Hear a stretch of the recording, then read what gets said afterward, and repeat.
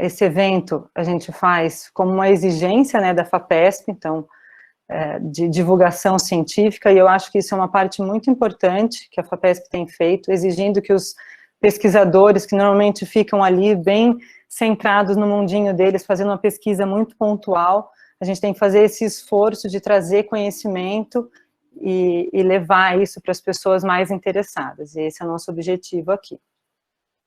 Então, a Érica já me apresentou, sou nutricionista, estudei bastante, né, depois da minha formação como nutricionista, mas ela realmente tem razão em me apresentar primeiro como mãe da Laura e da Ana, porque, sem dúvida, o que mais contribuiu para essa comunicação que a gente vai ter agora foi a minha experiência com essas duas crianças.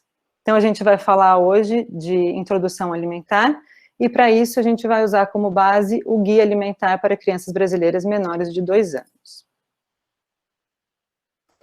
Então, para começar a nossa conversa, eu pensei em puxar aqui qual que é o nosso objetivo, né, todos como cuidadores, mães, avós. O nosso objetivo é simplesmente, né, o mais simples possível, formar indivíduos saudáveis e felizes. Então, eu tenho sentido nas nossas conversas, nesses encontros nos quinzenais, uma angústia das mães, né, até no diálogo até da Érica e da Ruth, que se expressam bastante também, eu sinto isso em mim. A gente busca, né, depois que vira pai, fazer tudo da melhor forma possível, e aí aprende a conviver com frustrações, porque a realidade, né, aquela criança que você imaginava como que você ia fazer, como é que ia acontecer, na verdade, ela tem a vontade dela, e isso tem que ser respeitado, e você cumpre só o seu papel, né, e tem que lidar com isso. Mas, então, deixando claro que nosso objetivo é esse, todos nós vamos trazer aqui as recomendações, é o que a gente tem feito nesses nossos encontros. Então, nós já conversamos sobre a fase da gestação, sobre a programação, né, desses indivíduos. Então, a gente já ouviu tanto na apresentação da Bruna Bombassaro e da Adriana Torsoni, que na gestação a gente já sabe que mães com o peso mais adequado têm mais propensão a ter filhos que terão pesos adequados na sua vida adulta, enquanto mulheres obesas, esses filhos terão mais propensão a se desenvolver obesos com o passar do tempo. Também com a Fernanda Morim, nós conversamos bastante sobre a amamentação, então, lembrando que a amamentação é muito importante, e a OMS vem cada vez mais divulgando essa necessidade, e eu acho que a realidade, embora ainda seja não como a gente gostaria, mas comparando gerações anteriores com essa, realmente a amamentação exclusiva até os 6 meses tem aumentado gradativamente. Hoje nós vamos falar sobre a introdução alimentar, né, quais são os primeiros alimentos, como vai ser a forma que isso deve ser feito com essas crianças, e depois a alimentação saudável é uma busca que a gente tem pela vida toda. Então, o que a gente vai conversar são sobre as recomendações, mas o que eu queria lembrar aqui nessa primeira conversa é que nós temos as nossas expectativas como cuidadores, como pais dessas crianças, e nós nos deparamos com essa realidade de que as coisas não acontecem como a gente imaginou, e então a gente tem que aprender a lidar com a frustração, com a culpa, e aceitar isso, né, essas situações adversas, tentar melhorar, porque essas etapas que a gente vem apresentando aqui nos nossos encontros têm que ser vistas como oportunidades para fazer o melhor que pudermos, né? Então, se você não conseguiu amamentar o seu filho por 6 meses exclusivamente, e está assistindo aos nossos encontros, não adianta ficar remoendo as suas dificuldades, o que você passou, já passou, cada um passa da melhor forma que pode, e vamos agora tentar atingir, mais uma vez, as melhores recomendações, mas sempre tentando fazer isso com alguma leveza, né, entendendo que são oportunidades e que nada vai determinar sozinho o futuro do seu filho, é o conjunto de todas as coisas que fazem isso. Então, o que é a introdução alimentar? Considerando que a criança já vem sendo nutrida, né, ela já começou a ser nutrida desde o período da gestação, ela foi alimentada, né, amamentada, ou com fórmula até os 6 meses, ou a amamentação exclusiva. Neste momento, então, com 6 meses, vai haver a introdução alimentar, que é a apresentação dos alimentos. Então, é a primeira oportunidade em que a criança, aquele bebê, vai interagir diretamente com os alimentos. Não só com os nutrientes deles, mas com tudo que isso representa nessa alimentação. Então, a introdução dos hábitos da família vai acontecer nesse momento também, né? Não é só você dar uma cenoura para a criança, você não está dando só os nutrientes da cenoura, você tem que envolver aquilo no contexto familiar. E isso tudo vai ser o início da relação desse indivíduo com os alimentos. Então, por isso é tão importante que isso seja feito da forma mais próxima da recomendação, mas ainda assim com essa leveza que eu vou tentar trabalhar com vocês aqui. Então, do que nós vamos falar hoje? Então, de quais alimentos preferir e quais não oferecer, a forma de oferecer esses alimentos, conversar um pouco sobre hábitos saudáveis, sobre a família. Então, esse é um momento para que a família possa refletir sobre a sua alimentação, os seus hábitos, já que elas estão normalmente bastante motivadas, né, com o desenvolvimento desse novo indivíduo. E também sobre a autonomia dessas crianças que estão começando a interagir cada vez mais no mundo. Para isso, nós decidimos usar, né, o grupo aqui, a gente decidiu usar como base o Guia Alimentar para Crianças Brasileiras Menores de 2 anos, que é uma publicação do Ministério da Saúde, agora de 2019. Esse é um documento oficial, então, alinhado ao Guia Alimentar para a População Brasileira, que foi publicado em 2014. Eu, particularmente, gosto bastante do Guia Alimentar, apoio o Guia Alimentar, né, de 2014, e gosto muito desse guia específico para crianças, porque eles desmistificam uma porção de regras em que a gente é bombardeado quando está começando a alimentação dos nossos filhos, que alimento que começa, qual que tem que ser o primeiro, qual que vai ser o segundo, quanto tempo um depois do outro. Ele simplifica essa questão de alimento em si, só o alimento, e então dá espaço a coisas mais interessantes, né? Em que momento que essa criança vai comer, falar sobre autonomia, sobre saciedade, sobre a percepção da criança. Ele traz 7 princípios, e eu vou falar rapidamente. Helena, deixa eu só falar uma coisinha, acho que nesse sentido é importante até dizer para eles que o Guia Alimentar não é um livro super caro, não, ele está livre, é disponível, eu vou até passar o link aqui para eles no chat, né, Sim. Porque às vezes a pessoa pensa que tem dificuldade de acesso e tudo mais, mas ele é muito tranquilo de ter, inclusive no smartphone para consultar, né. Ele é escrito não só para técnico, né, ele é escrito para a população como um todo. Então, ele é bem acessível na forma de escrever também, né? Então, o primeiro princípio é que a saúde da criança é prioridade absoluta e responsabilidade de todos. Então, criar uma criança, alimentá-la e orientá-la não são trabalhos de uma única pessoa, mas tarefa de todos os que estão ligados, direta ou indiretamente a ela.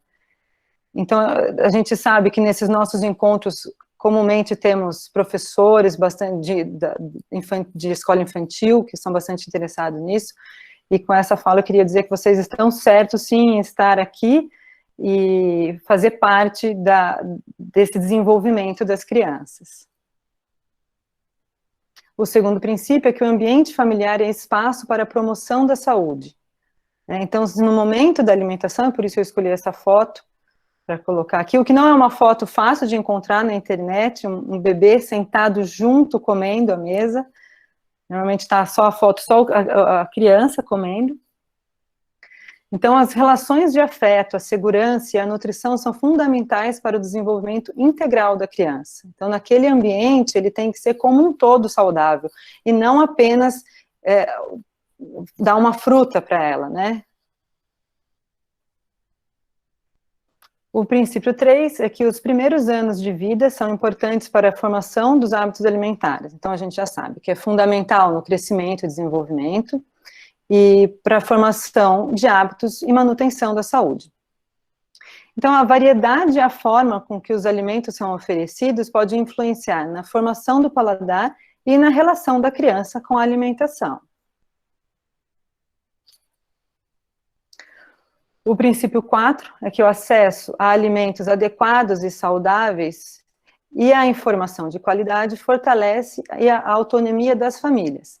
Então, eu escolhi fotos aqui dos eventos de difusão do OCRC, porque é aqui que nós entramos, né? A gente está aqui para levar acesso à informação de qualidade e promover, né, tornar possível que as próprias famílias façam as suas escolhas de forma crítica, e só isso que vai possibilitar as mudanças e práticas envolvidas na alimentação. A alimentação é uma prática social e cultural, então alimentar é um ato cultural que envolve relação e hábitos.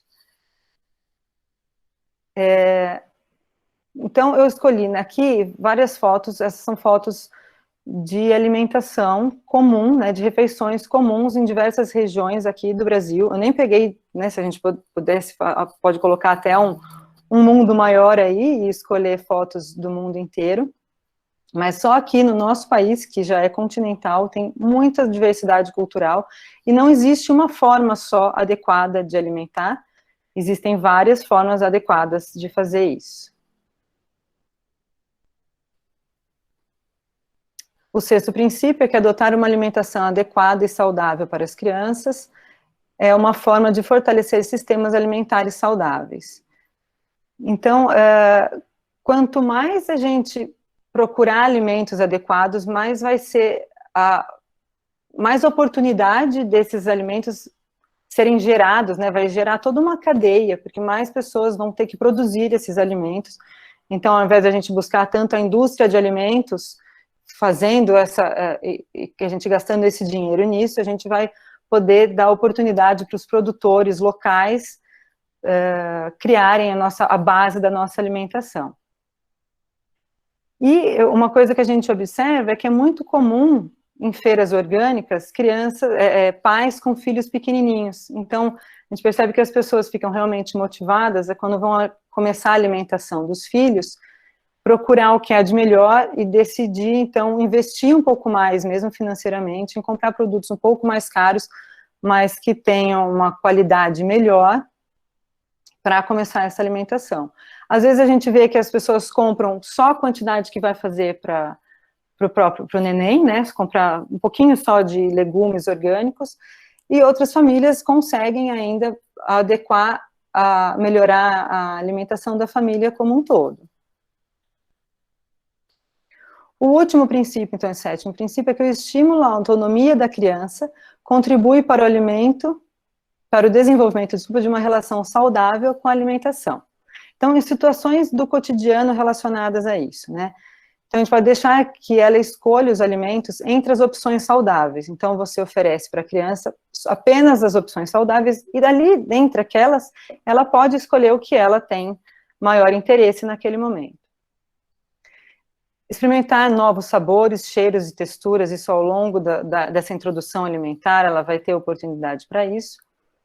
E deixar, né, com que essa criança tente comer sozinha e junto com a família. Para isso, o ambiente tem que ser favorável, né? Então, respeitar o tempo da criança, se ela já está pronta para isso, observar e responder aos seus sinais de fome, de saciedade, e as suas outras reações. Então, é muito importante você enxergar a criança, e não a nutrição dela, né? Você tem que ver se aquilo vai ser um bom momento para fazer alguma introdução ou não. Então, como eu falei, no nosso primeiro encontro a gente falou de aleitamento materno. Então, no guia alimentar ele é bem extenso, bem detalhado, tira uma porção de dúvidas sobre o aleitamento materno, mas a gente não vai entrar nessa parte hoje. Só lembrar que ele deve ser oferecido até os 2 anos ou mais da criança, e sendo oferecido exclusivamente nos primeiros 6 meses de vida. E que a partir de 6 meses, além do leite materno, outros alimentos devem fazer parte das refeições das crianças. Quais alimentos, então, que vão fazer parte dessa introdução alimentar? Então, de modo geral, se a comida preparada em casa para a família é adequada e saudável, a criança acima de 6 meses de idade também pode comê-la. Claro que modificando a sua consistência sempre que necessário, porque ela ainda não tem a mesma dentição, né? Então, precisa estar com a consistência adequada para ela. Mas então, se a gente está falando que se a alimentação da família é adequada, a criança pode comer, então a gente vai ter que abordar rapidamente o que é uma alimentação adequada e saudável. Eu não vou me estender muito sobre esses detalhes, porque nós teremos, em breve, a apresentação de uma outra pesquisadora aqui falando exatamente sobre isso, né, sobre os alimentos processados, ultraprocessados, mas o princípio é bastante simples e ele eu vou abordar. Então, nós temos que considerar que a base da alimentação, de uma alimentação saudável e adequada, é de alimentos in natura ou minimamente processados. Então, para a gente entender de uma forma bem simples isso, no Guia Alimentar de Crianças, tem aqui essa foto, então, com in natura, que é o alimento que vem diretamente da natureza, o processado, que no caso aqui é uma geleia de morango, então esse morango foi cozido e adicionado açúcar. Então isso é um alimento que já foi processado. E o ultraprocessado é aquele que foi feito pela indústria, então tem um pouco de morango aqui na forma de polpa, mas tem bastante açúcar, conservante, corante, emulsificante, uma porção de outros ingredientes, então ele passa a ser chamado de ultraprocessado. Então, embora a gente saiba que todos esses aditivos alimentares tenham passado por estudos e sejam adicionados de forma segura aos alimentos, o que a gente fala de evitar alimentos ultraprocessados é que o excesso, né, de consumo, quando a família consome demais esses alimentos ultraprocessados, vai ter uma somatória desses aditivos, e ao longo prazo, que a gente não sabe exatamente o que isso pode acontecer, e os estudos vêm mostrando que isso, sim, está relacionado ao aumento de doenças metabólicas. Então, falando agora da alimentação, considerando, então, que nós vamos oferecer a mesma comida que a família, né, porque a família vai usar isso como um pretexto para se adequar como um todo, então vamos pensar na função dos cuidadores. Então, nós temos que pensar que os adultos são os responsáveis por escolher os alimentos saudáveis, e a criança vai ter a permissão, a autonomia de escolher entre eles. Então, é o adulto que vai oferecer o morango, uma manga, um abacaxi, e não aquele petit suisse, né, aquele danoninho. Mas a criança pode escolher se hoje ela quer a manga, se ela quer a banana, ou se ela quer uma batata, né. A diversidade na oferta também é uma coisa importante, então não precisa ter pressa, né, aos poucos a criança vai ter oportunidade para ir conhecendo todos os alimentos, mas é importante pensar, né, que durante o período todo de introdução, ela vá conhecendo alimentos novos, ao invés de ficar sempre naquele mesmo prato que ela vê todo dia em casa. E conforme a criança vai crescendo, é interessante que ela seja envolvida na escolha dos alimentos e no preparo das refeições. Então, lembrando até que nos outros encontros, até a Adriana Torsoni comentou, né, de aproveitar o período da pandemia e levar as crianças para dentro da cozinha. De fato, é uma relação muito gostosa, para eles é muito prazeroso. Eu dificilmente consigo ficar sozinha aqui em casa, na cozinha, mas a gente precisa estar preparado, né, porque tudo que a gente envolve as crianças dá mais trabalho. Então, não vá com a utopia de levar o seu filho para a cozinha e achar que vai ser super tranquilo. Vai dar mais trabalho, vai fazer mais sujeira. Então, se você não estiver preparado para isso, vai ser muita bronca, um estresse para todo mundo, então se prepare antes de se propor a uma atividade dessa. Mas realmente é bastante enriquecedor quando ela dá certo, né? Eu queria também destacar uma importância aqui, em caso de recusa, né, continuar a oferecer sem forçar.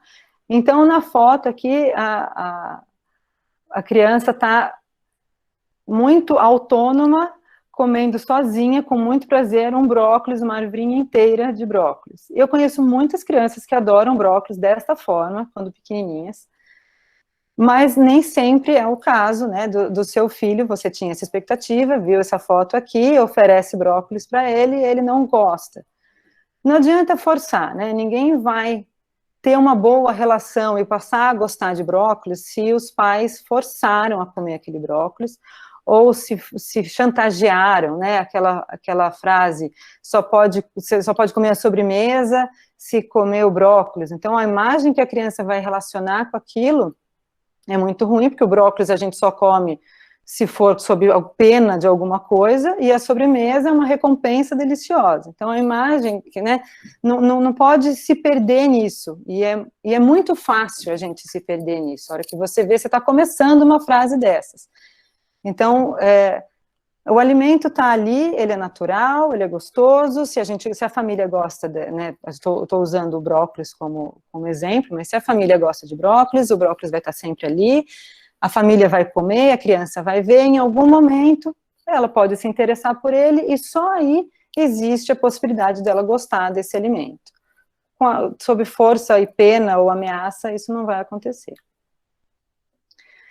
O que não pode ser oferecido, né? Então, é bem importante a gente ressaltar o que a gente não oferece para crianças antes dos 2 anos de idade. Então, os açúcares, de maneira geral, melado, rapadura, mel, mesmo sendo um alimento natural, né, ele não é processado de maneira nenhuma, mas ele é um açúcar, como todos os outros, ele promove um consumo muito alto de calorias vazias, e ainda tem o risco de botulismo, que até 1 ano de idade a criança não está ainda pronta para receber esse tipo de alimento.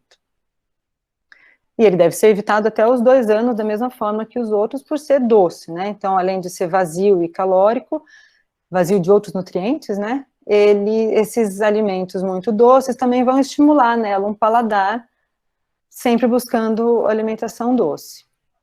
Os adoçantes, então, a gente pode pensar que se o açúcar deve ser evitado, então, uma boa opção seria os adoçantes, os edulcorantes. E, de forma nenhuma, se açúcar é ruim, adoçante e edulcorante é ainda pior. Então, eu trouxe aqui o nome de alguns deles que estariam nos rótulos, né? Mas se a gente vai só dar alimentos in natura para os nossos filhos, isso nem seria uma preocupação, eles não estarão lá. E então, os alimentos ultraprocessados, como a gente viu, não devem ser consumidos. Aqui tem alguns exemplos deles, mesmo os que são direcionados para a criança. Então, a indústria faz, né, todo o marketing para que a gente se convença de que alguns alimentos são feitos propriamente para as crianças, eles são ricos em vitaminas, porque eles enchem de vitaminas aqueles alimentos, mas em geral eles contêm quantidades excessivas de calorias, sal, açúcar, gorduras e outros aditivos. Então, por si só, eles são nocivos e eles ainda prejudicam a aceitação dos alimentos in natura. Coloquei aqui também uma ressalva para pipoca, que embora para crianças maiores seja uma ótima opção de lanche, né, porque a feita em casa seria uma boa opção, não é? Para crianças menores de 2 anos, elas podem ter dificuldade para mastigá-la de forma segura. Então, essa introdução tem que ser feita um pouquinho mais tarde. Só quando a criança estiver pronta para comer aquela forma de alimento. Então, o que oferecer? Basicamente, comida de verdade, né? Então, todos os grupos de alimentos devem compor as refeições. Então, eu trouxe aqui uma imagem com todos eles, lembrando que eles são alimentos in natura ou minimamente processados. Os minimamente processados são aqueles que foram processados muito pouco, por exemplo, o grão de arroz, que foi tirado dele apenas, né, passou por um processo físico de tirar a casca dele, então ele é minimamente processado e ainda faz parte do que a gente chama de comida de verdade, né, desses grupos que fazem parte da alimentação. Então, aqui o grupo de feijões... Oi, Helena, eu posso fazer só um comentário? Por favor. Você falou da toxina botulínica, né, presente no mel. Outro alimento também que pode conter é o palmito, né? Às vezes os pais estão comendo salada, a criança vê e tudo mais, então é outro alimento que não pode ser oferecido, né, antes de 1 aninho. Mas é que o palmito em conserva, assim como outras conservas que poderiam estar contaminadas com o Clostridium, eles são nocivos para a população como um todo, mesmo para os adultos, né? Claro que para a criança, por ela ser menorzinha, a toxina vai ser pior. Mas no mel, é uma forma desse risco de botulismo que os adultos já estão protegidos, mas as crianças menores de 1 ano ainda não. Então, por isso que tem essa ressalva maior para o mel. Então, aqui, os grupos alimentares, então, de feijões e leguminosos, aqui estão o grão de bico, feijão, lentilha, eles são ricos em proteína, ferro, fibras. Os cereais e os tubérculos, né, são ricos em carboidratos, muito importantes para as crianças, porque eles são fontes de energia, e as crianças precisam de muita energia. Os legumes e verduras e as frutas também são ricos em fibras, vitaminas, minerais, compostos bioativos. Os amendoins, castanhas, né, as oleaginosas, são sim alimentos importantes na alimentação, podem ser introduzidos desde o início, só que eles são duros, então, para oferecer para uma criança que ainda não tem dente, ele vai ter que ser triturado ou processado em casa de alguma forma, né? E os leites e queijos, carnes e ovos são as fontes proteicas, né, mais biodisponíveis, então bastante importantes na alimentação das crianças. E aqui a água, que não era oferecida, né, em caso de aleitamento exclusivo, a partir do momento em que são oferecidos outros alimentos, a água passa a ser importante, e principalmente entre as refeições, e deve ser oferecida com frequência para a criança, para que ela possa, né, ela não consegue ainda falar que estou com sede e ir até a cozinha pegar água, então são os cuidadores que têm que oferecer essa água para ela. E é importante oferecer água pura, não suco, chá, para ela acostumar, que às vezes a gente toma uma coisa assim, água, sem gosto, sem cheiro e sem cor. Então, falando um pouquinho, só alguns detalhes de alguns grupos, lembrando que os pães podem ser processados ou ultraprocessados de acordo com a sua lista de ingredientes. Então, tem alguns pães mais adequados do que outros. Então, preferir os alimentos, os pães que tenham o mínimo de ingredientes. Então, a farinha de trigo, água, sal e a levedura, né, que é o fermento para fazer ele crescer.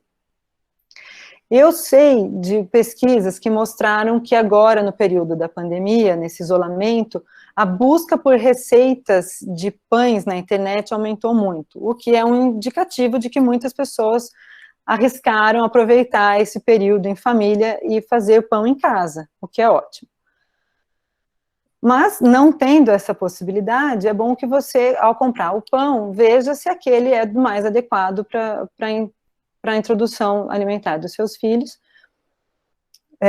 porque muitos deles, principalmente aqueles que duram mais tempo nas prateleiras, né, os pães de forma, por exemplo, as bisnaguinhas, eles têm conservantes, emulsificantes, edulcorantes na sua composição. Na padaria também a dica é ou perguntar para o pessoal da padaria, mas nem sempre eles têm informação, né, o pessoal ali do balcão, mas uma dica fácil é que quanto mais tempo ele está ali à disposição, então se é aquele pão que você pode comprar e ele dura uma semana, ele tende a ter mais conservante e mais aditivo do que o pão que você compra no dia a dia na padaria. E aí, mais importante ainda para a gente conversar é que tem algumas coisas que no próprio guia, né, diz assim, parece cereal, mas não é. Então, os cereais fazem parte da composição desses alimentos, mas eles têm uma porção de outras coisas que justificam a gente não oferecer para a criança. Então, são biscoitos salgados e doces, recheados, por exemplo, e mesmo sem recheio, barras de cereal, pão doce, cereal matinal, tudo isso não vai entrar na alimentação da criança como uma forma adequada de cereal. Sobre o grupo dos legumes e verduras, então a gente sabe que a aceitação pela criança tem relação direta com o consumo desses alimentos pela família. Então é aí que a gente fala de como o hábito da família é importante. Não adianta você querer que a sua criança, seu filho coma super adequado, super saudável, porque você quer o melhor para ele, e você já desistiu de você mesmo, já não quer mais comer verduras e legumes, não gosta. Então, né, esse milagre, algumas famílias conseguem, já vi, né, os pais não gostam de verduras e legumes, e os filhos, por sorte, gostam bastante, vão lá e reeducam esses pais, às vezes. Mas o ideal é que a família coma isso de maneira comum, e a criança vai ser introduzida naturalmente a eles, né? Eu não vou ter que convencê-la de que aquilo é um alimento gostoso, eu vou simplesmente comer na frente dela e mostrar que ele é gostoso. Então, aqui na foto tem algumas formas de preparo desses alimentos. mostrando possibilidades de cortes, né, para a cocção deles, e aqui do meio, uma abobrinha, por exemplo, mostrando várias formas de cortá-lo. Então, embora não haja contraindicação de dar vegetais crus, desde que eles sejam higienizados e que estejam na consistência adequada para a criança, então, a gente pensa que, ao invés de dar uma cenoura crua, é mais fácil, é mais coerente eu dar para uma criança uma cenoura cozida, que ela ainda não tem a dentição, e com a própria gengiva ela vai poder amassar. E aí a gente vê se vai ter que amassar um pouco mais para ela aceitar, ou se a gente pode dar nessa forma aqui já, o palitinho da cenoura, para ela morder ele já amaciado pelo cozimento.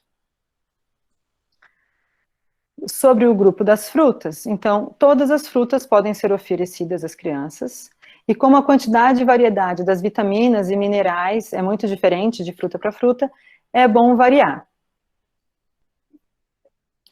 Então, aqui tem nas fotos algumas possibilidades que a gente já conhece, né, de fruta raspada, fruta amassada, fruta em pedaços, que as crianças podem pegar com a mão e ela mesma se divertir com aquele alimento. E um destaque aqui para algumas frutas que devem ser cortadas da forma correta, né, então a uva na forma de comprido ali, para ela ficar mais achatadinha e impedir, né, diminuir, acabar com o risco de sufocamento por essas frutas. O tomatinho é a mesma coisa, né, então ótimo que seu filho adora comer tomate, então você corta aquele tomatinho cereja para ele poder comer sem engasgar. Do grupo das carnes e dos ovos, então também todos os alimentos desse grupo podem ser oferecidos às crianças, devendo se variar sempre que possível. E eles devem ser oferecidos bem cozidos, nunca crus ou mal passados, né, porque o sistema dessa criança, para lidar com todos esses patógenos que ela vai ter que lidar se eles forem crus, não vale o risco. Mas não tem aquele mito mais, aquela insegurança que até recentemente a gente tinha. Hoje já se sabe que o ovo, tudo bem, a carne de porco, tudo bem, desde que devidamente preparada, cozida, e na consistência adequada para que aquela criança possa comer. Então, para as carnes, às vezes é interessante, né, se a criança vai comer, uma dica aqui, né, que a gente pode considerar, se a criança vai comer a alimentação da família, talvez fazer a carne dela mais úmida, né, se a família não quiser comer daquela forma, um bife é mais difícil para ela comer do que se você fizer um frango ensopadinho, desfiado, mais úmido, vai facilitar a aceitação dela. Então, a comida da criança com consistência adequada. Então, nessa foto aqui, ressaltando, né, que os pratos aqui de 6, 8 e 12 meses são pratos de sobremesa, e esse prato aqui, representando de um adulto, é um prato grande e raso. Então, para se ter uma ideia da quantidade de alimento a ser oferecido, então você vê que a proposta do guia é que desde os 6 meses, os alimentos, né, a refeição seja composta por diversos alimentos, e eles estão aqui separados para que a criança possa estimular o aprendizado dessa criança, né, ela possa conhecer separadamente o sabor de cada um desses alimentos. Então, isso é considerado hoje, mais moderno, né, essa recomendação do que a gente recomendar fazer uma papinha com tudo misturado para essa criança. E conforme a criança vai crescendo, a textura pode ir aumentando, né, ela vai se familiarizando e aceitando melhor aqueles sólidos, e a quantidade também vai aumentando. Entretanto, é preciso respeitar sempre o tempo e a individualidade de cada criança. Então, naquela questão da expectativa, né, que a família tem, vai ver isso aqui no guia e fala, bom, então é isso que ela tem que comer. E, na verdade, ela vai comer o quanto ela tem de fome, ela vai respeitar, porque as crianças respeitam muito mais do que nós, a saciedade delas e o interesse delas por aquela comida só existe, né, quando elas estiverem com fome. Então, não é o adulto que fala o quanto que ela tem que comer daquela refeição, o adulto oferece, e quem decide o quanto come é a criança. Né, não tem que aplaudir quando raspou o prato, não tem que dar bronca se sobrou comida, ela sabe o quanto ela tem que comer. Eu já ouvi que tem um pediatra, acho que italiano, pelo que me falaram, que diz que falar para uma criança comer mais é equivalente a falar para uma pessoa respirar mais. Então, a criança respeita a necessidade dela, né, de saciedade. O que eu acho de ressalva nessa questão é que a gente não interfere na respiração da criança, né? Então, eu não atrapalho a hora que ela está respirando para ela respirar certo na hora certa. E na alimentação isso é um pouco mais complicado, né? Então, se eu interfiro no que ela vai comer antes, né? Se eu aceito que ela coma alguma coisa muito antes, pouco tempo antes da refeição, ela não vai ter fome na refeição, né? Então, eu interferi antes. E aí tem que ver como que eu vou interferir nisso depois, se eu quiser que ela coma mais. Então, tanto... Oi, Helena, e nesse aspecto, os pais acabam até deseducando quando você força a criança a comer e faz ela comer tudo e bate palma, né? Porque assim, a gente que é adulto, a gente não come só porque a gente tá com fome, mas a gente come porque é cultural, muitas vezes você vai numa festa, encontra com os amigos e tudo mais. A criança não, né? Ela sentiu aquele sinal de saciedade, ela para de comer, né? E a partir do momento que a gente força essa criança a comer mais, né? A gente acaba deseducando, né? E até há não muito tempo, o que a gente, né, viveu, então a nossa geração tem essa dificuldade com os filhos, porque a hora que a gente vê a criança deixando comida no prato, vem um eco de que a gente sempre ouviu quando criança, de que tem que comer mais, mas tem que comer para ficar forte, tem que comer para crescer. A gente sempre estimula a criança a comer mais. É difícil, eu falo isso por experiência própria, eu tive 2, e é muito difícil você ver a criança comer pouco e não querer apelar para alguma coisa, né? A gente fica muito abalado se um filho não come e fala, nossa, como é que vai ser? Como é que eu vou resolver isso, né? Mas você falou de adulto come por vários motivos, eu acho que os adultos a gente come por tantos e diversos, inclusive porque está acostumado e está no prato, come, né? Então, como adulto, se alguém te dá se você come uma bolacha antes ou qualquer que seja o alimento, antes de uma refeição, você vai sentar e almoçar, o prato que você pôs, você vai lá e come. Uma criança não, se você der um alimento para ela antes da refeição, se ela não estiver com fome, ela não vai nem se interessar em sentar à mesa, ela vai querer fazer outra coisa, né? Então, são os adultos que criam essas dificuldades para si mesmo, criando ali os filhos. Então, conforme a criança cresce, ela conhece mais alimentos e ganha autonomia.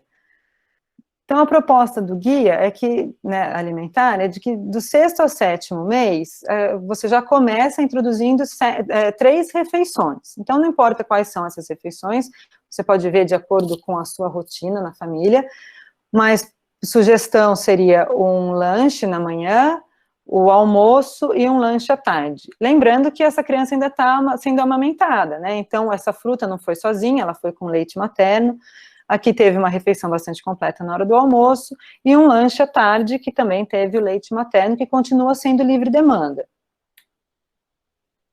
Conforme a criança cresce, né, fica com 7, 8 meses, você pode passar a oferecer 4 refeições. Então, você já vai escolher as duas grandes, né, almoço e jantar, e escolhe mais algum lanche.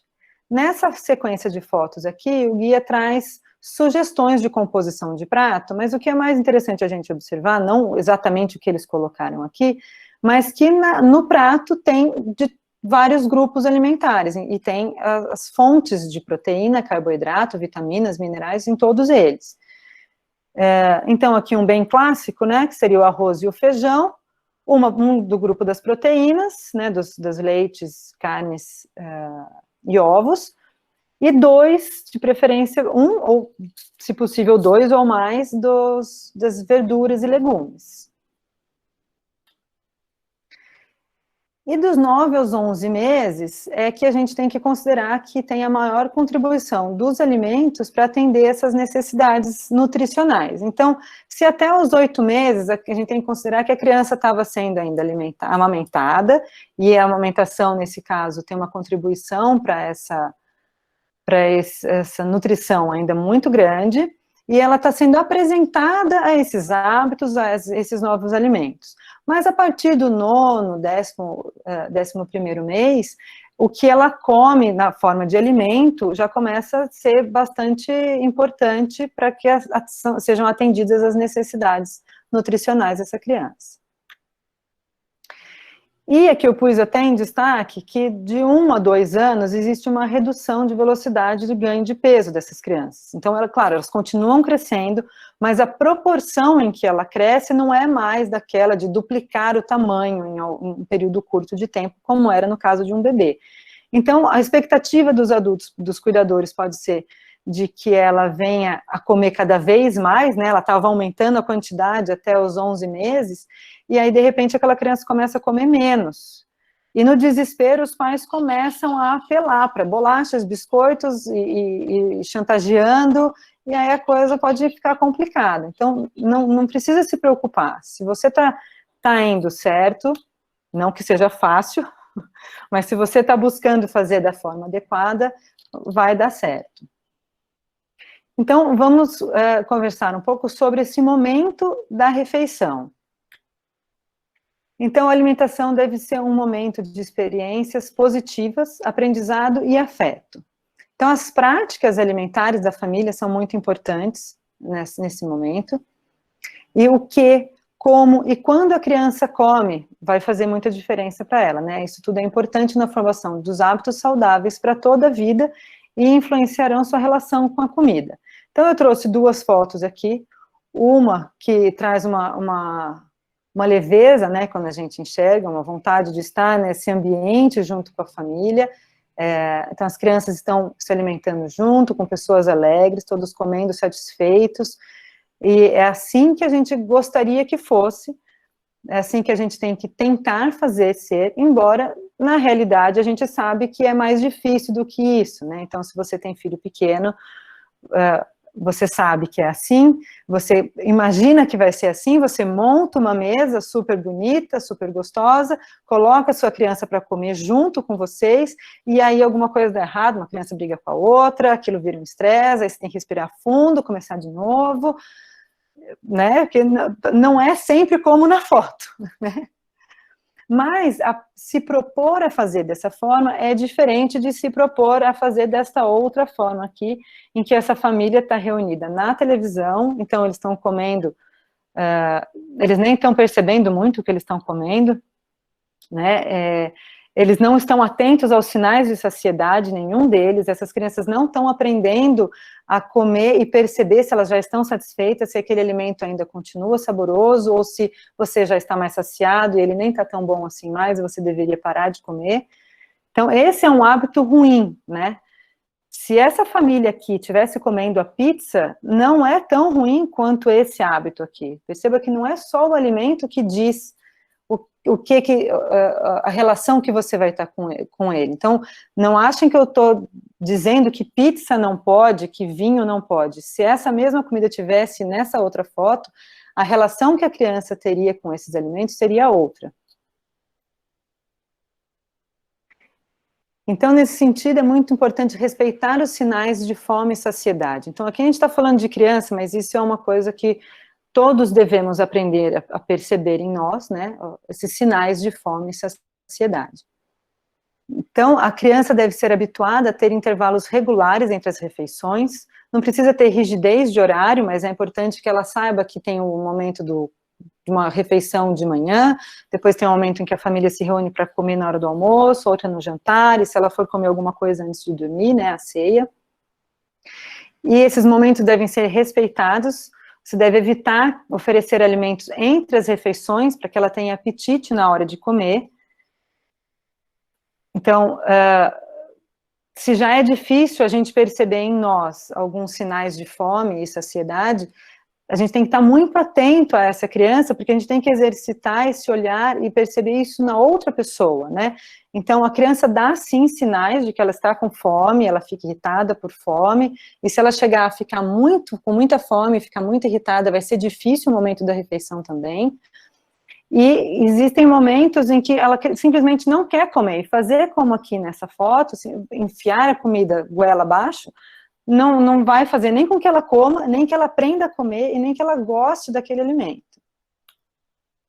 Então, algumas atitudes que fazem diferença, eu considero que são: planeje, né, então, saiba já o que você vai fazer para a refeição, o que vai ser o seu almoço, faça ele a tempo da fome da criança. Então, se você for se você entrar na cozinha atrasado para fazer o almoço, aquilo já é um estresse, porque a criança vai, enquanto você está cozinhando, ela já vai te pedir outras coisas para comer. Se você não tiver uma comida saudável para oferecer, você vai dar uma bolacha para ela, e na hora que vocês sentarem para comer, ela não vai querer comer aquela comida. Então, O seu planejamento é mais importante do que o controle que você quer ter sobre aquela criança. Então, você tem que ficar, né, fique atento, compreenda, olhe para aquela criança e entenda a necessidade daquele momento. Se ela está irritada com outra coisa, se ela está muito interessada porque ela está num ambiente barulhento, com muito num restaurante, ela não vai comer da mesma forma. Compreenda isso, e se isso não faz parte da sua rotina, como não deve fazer, isso não é um problema. Naquele dia isso vai acontecer assim, entenda isso, né? Tenha empatia pela situação do bebê. E é importante também ser firme, né? Não dar a guloseima, mas isso tem que ser uma forma gentil, né? A firmeza, o limite que tem que ser imposto para as crianças, está longe de ser bravo, ser autoritário, né? A firmeza é um limite que você coloca naturalmente, porque aquilo não é bom para ela, então você não vai fazer, não vai deixar que ela faça. Não precisa dar uma bronca, né, nesse momento. E a interação com a criança durante a refeição também é fundamental. Então, eu coloquei de novo aquela foto, queria ter encontrado outra foto dessa forma na internet, mas não é uma coisa fácil. Mas comer com a família já traz uma boa relação para ela. A atenção da criança deve estar voltada para aquele momento. Então, nessa segunda foto aqui, a criança está com um celular, isso já é um sinal, né, de que o pai está querendo enfiar alguma coisa para ela comer. Então, essa criança não está percebendo que ela está comendo, ela não está atenta à saciedade dela, e por isso ela aceita realmente mais comida. Então, às vezes, os pais estão preocupados que a criança está comendo pouco, colocam ela na frente de algum dispositivo eletrônico e fazem com que ela coma mais. Isso não é bom para ela, de forma nenhuma. Agora, eu imagino, né, que agora, nesse momento de isolamento aqui na pandemia, os pais estão com bastante dificuldade, tendo que lidar com os filhos o tempo todo.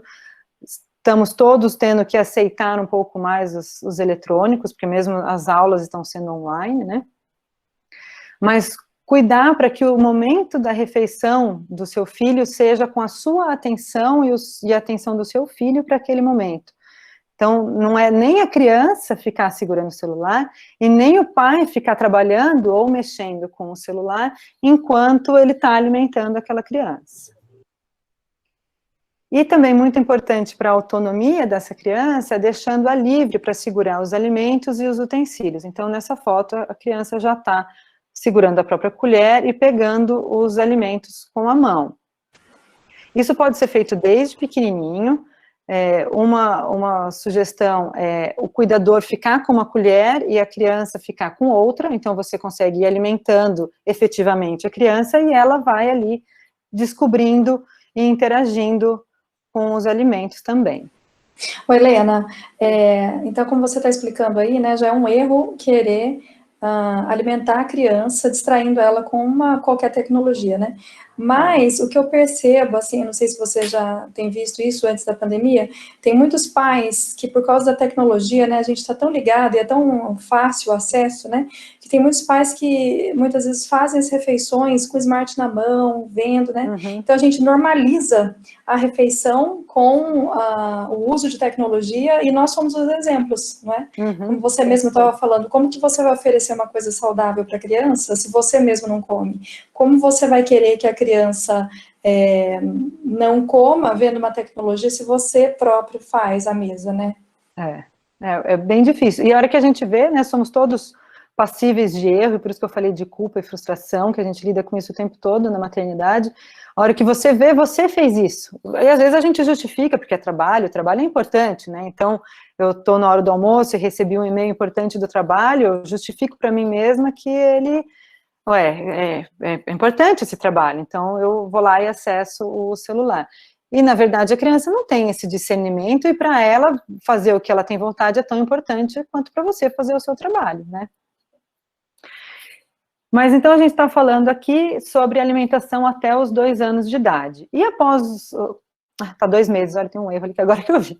Então, até os 2 anos de idade. E depois desses 2 anos de idade, o que acontece, né?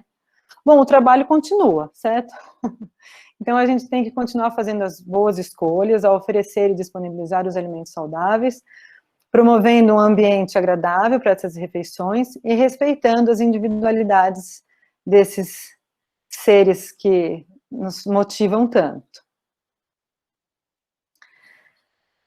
E, para finalizar, eu estava procurando uma frase para colocar aqui como fechamento e achei essa do Isami Tiba, que era um professor psiquiatra brasileiro, e que criar uma criança é fácil, basta satisfazer-lhe as vontades. Educar é que é trabalhoso, né? Então, não é assim só com você, é assim com todos nós, né?